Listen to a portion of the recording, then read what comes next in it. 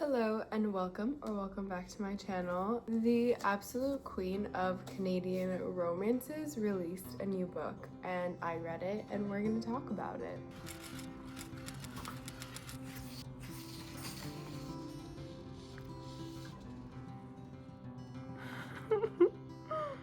In this video, I am talking about Our Perfect Storm by Carley Fortune, which I did crazily pre-order a signed copy for. I love Carley Fortune.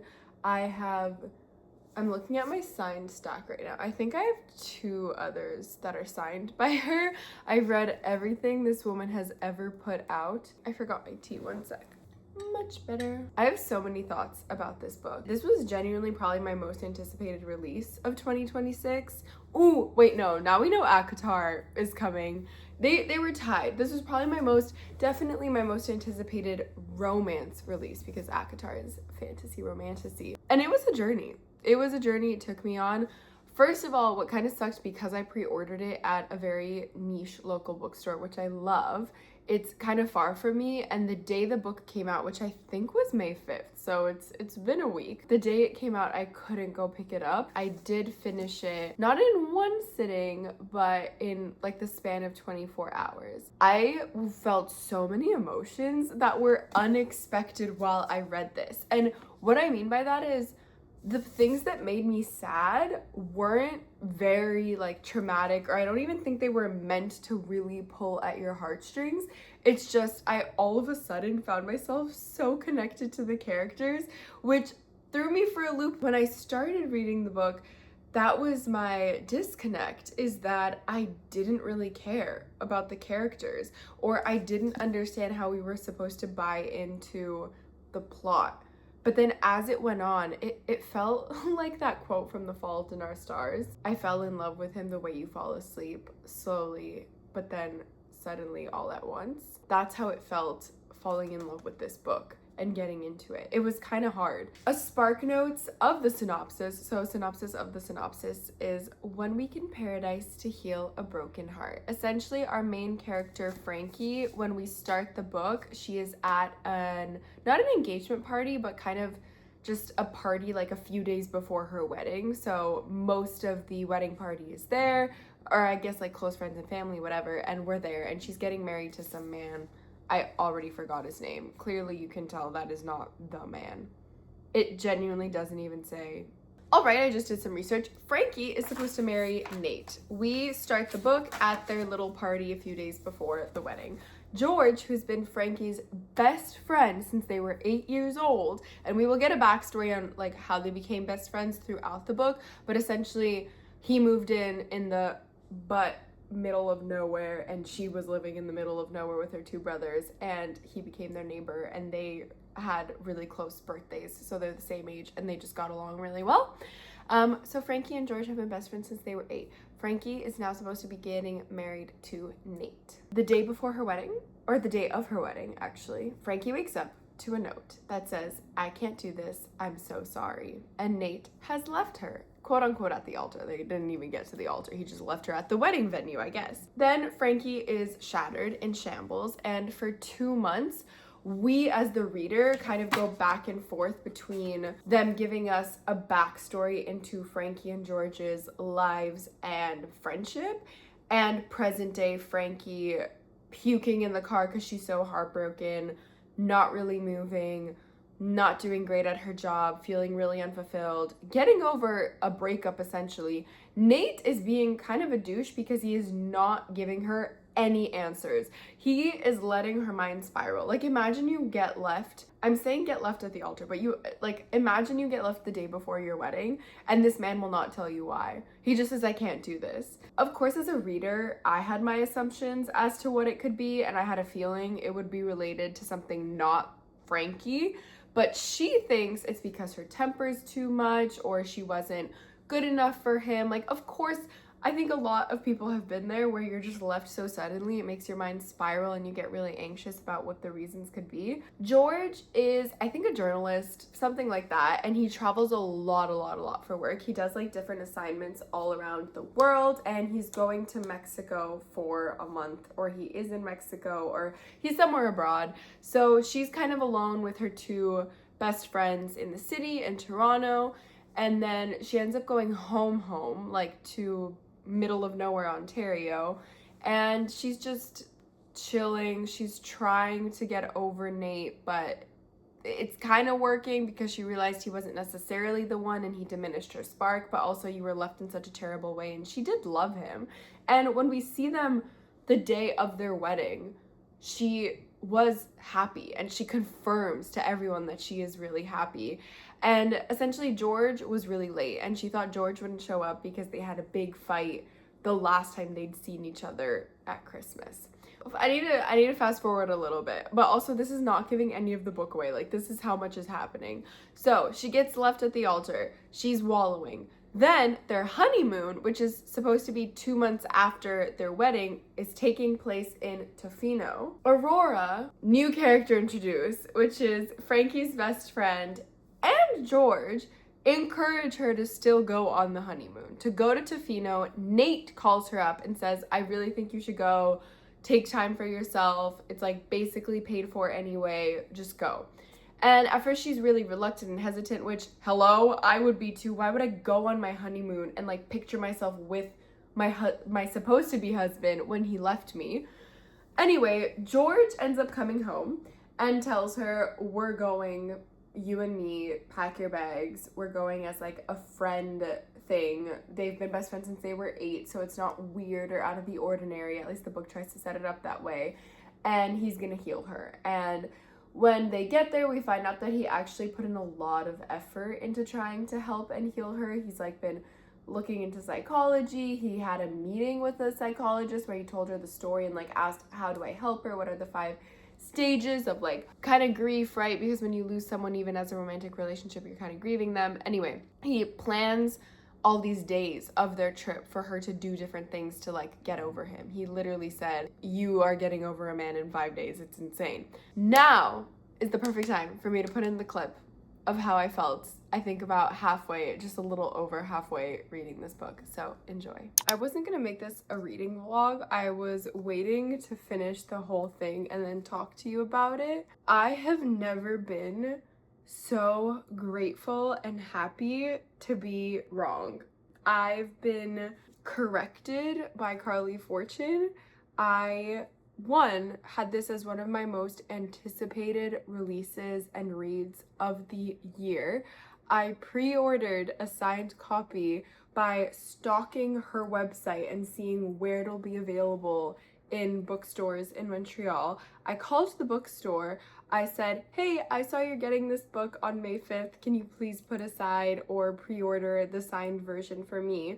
The guy goes, how the heck did you know that we're getting that? I didn't even know about this book, but I'm sure you don't need to pre-order it. You could probably come in store and there'll be lots of copies, but okay. I did pre-order it, of course. When I got there 2 days ago to pick up the book, there were so many copies available, but one was set aside for me. All that to say, I started reading it. I got about 120 pages through last night, and I was disappointed. It was a flop. I couldn't believe how many elements I was not jiving with. It wasn't just one thing, but it was overall the whole book that was not doing it for me. And that was shocking to me because I love Carley Fortune, and everything else she's written have been 5 stars and like my favorites of that year. I think I've read 4 other books by her, and it's been every year that they've been coming out, and I've read everything she's put in like the year she puts it out. All that backstory to say, I'm now near the end, and I'm exactly on page 299. Ooh, I don't want to spoil anything for me when looking at how many pages this has. Out of around 400, so I have about 100 pages left. I'm gonna plop back and finish it. I really needed to document my shock right now. I cannot believe how much my opinion changed. I need to finish it. I need to see how she wraps this all up to give you a conclusive star rating, and I'm gonna do like a full video on my thoughts because that was the whole point of this. This is just an intermission or intro wherever I decide to put this in the video to show you how incredible being a reader is and the journey you get put on. I'm so glad I stuck through it. I guess like that's one thing that's good that I love Carley Fortune so much is the reason I pushed through, because I think I'm just terrible at DNFing. But if you were anyone else, you might not have pushed through and believed in the potential. But oh my goodness, I found myself tearing up. I thought I was gonna sit down and sob at one part of this book, which wasn't even that sad. It was just going through the backstory of our characters. And I've been talking for over 3 minutes and I've not even told you anything about the book. That should sell you on it already. Let's see how the ending is though, because a lot can happen in 100 pages and I could be disappointed and shattered, but then maybe put back together. So I'm gonna go back and read. Ella's in prime reading spot, ready for me to get back in my spot and her to cuddle me. So we're gonna go do that for probably the next hour until I finish this. Okay, that's my interlude of thoughts. I had to talk to a camera. No one I know in my life has read this book or is reading it. I just came out and I do have a signed copy like I said. I've also been wanting to highlight some parts or tab, but I didn't want to because it's signed. So it's kind of a curse to get a signed copy as the one I'm reading. I love paperbacks more. Anyway, so many thoughts going through my mind right now. I need to sit down and finish this book. The roller coaster I have been on is insane, but wow, our perfect storm. This book is the perfect storm. Okay, I'll see you soon.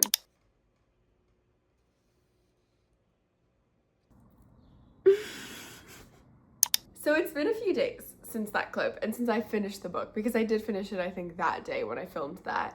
And I love this book. Oh my gosh. I'm gonna remember it really vividly for a long time, and that's saying a lot for me because I love to read. I read a lot of books. So the fact that I can vividly, okay, it's been like a few days, Laura, so that's why I can vividly remember things. I just know that how this book made me feel is gonna stay with me.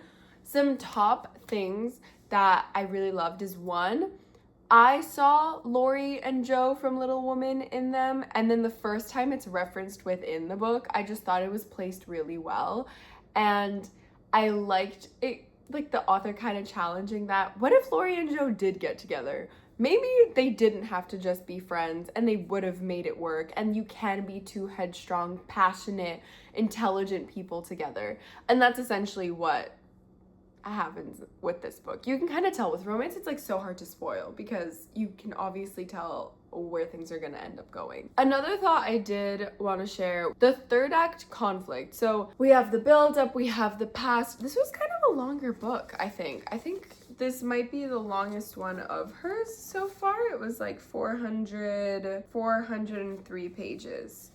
Yeah, 403 pages, I think, after the epilogue. That's a good amount of pages for a romance book to give you backstory, and we did over time get connected to the characters, but I will say, I think the first 20, 30, maybe even 40% of the book, I was just so annoyed. How dumb can you be? Frankie, how oblivious can you be? As we get more backstory and as the book progresses, I started to have sympathy for Frankie because George has sent the most mixed signals for the past, I think 22 years they've been friends, something like that, because now they're in their 30s and they started when they were 8. So George has been sending her crazy. He made her promise to never kiss him again. He told her, like, I will never sleep with you and I never want to do that, so don't. You know, he just, and when they were 18, and yeah, they've lived together for a while in Toronto, by the way, as friends. But anyway,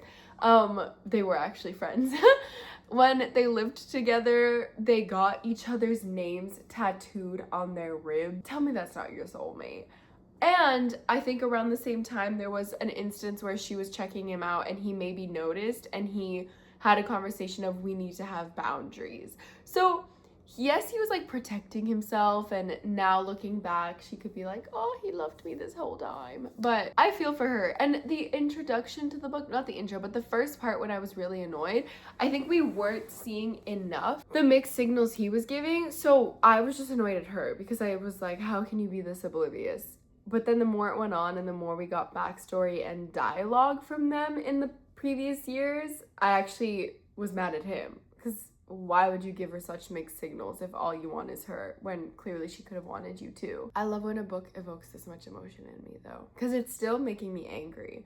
But like the first 30%, I was developing anger issues and I was so frustrated because it was one of my, it is, or it was, now that it's out, it was one of my most anticipated releases. So the fact that I wasn't enjoying it as much as I wanted to, on top of it being annoying as a book, was very frustrating. But now I'm really happy. All that to say, I don't really want to spoil it for you. I think George is a little cinnamon roll. I don't know. Okay, the funny thing is, I don't know if I got to know George that much. So the whole thing is from, is it third person or Frankie's POV? Well, we don't get George's point of view. I'll say that much. Maybe that made me feel a little less connected to him. I think he was a good match for her from what I read, and I do love their story and their arc. I think it's a shame how much time was wasted, but at least they still were making memories throughout their lives together. They just weren't romantically involved. However, if you are a Carley Fortune girl like me, I don't think anything will ever compare to Meet Me at the Lake. Was that one? What's Every Summer After's sequel? I think it's Meet Me at the Lake. Also, Every Summer After, the trailer is out for the movie, but they called it Every Year After, which I don't really understand why. This Summer Will Be Different is my favorite Carley Fortune book by far. That is Charlie's book, right? There are so many characters. There are so many lakes and summers and whatever books. But anyway, Carley Fortune is going to remain an auto-buy author for me. It's kind of like Emily Henry. You can't love every single one the same amount, right? Big Beautiful Life from last year was a little bit of a flop. It was still good, but it wasn't the same as like beach read. Yeah, so that's our perfect storm. It's not a new favorite. Wow, the more I talk about it, I'm like, did I enjoy this book? I did. I really did. I think I gave it 5 stars. The feeling of when I finished it, and what I really, really enjoyed, and I haven't talked about much, is the relatability of her talking about work. They both have such cool jobs. Like I said, I think he's a traveling journalist or something. Like he was covering the fires for a while, but now he goes abroad for months at a time. She's a chef. And she was working at like a prestigious high stakes restaurant for a while. Then she kind of burnt out, and now she is working for I think like food influencer or something, someone who has her own cookbooks but also does other stuff. Like she has this whole company, and Frankie is working for her developing low stakes like crock pot mac and cheese recipes, and she's not feeling very challenged or inspired or fulfilled by work. So that's in the back burner the entire story, and by the end of it we do see her vocalize her need for some spark a bit more.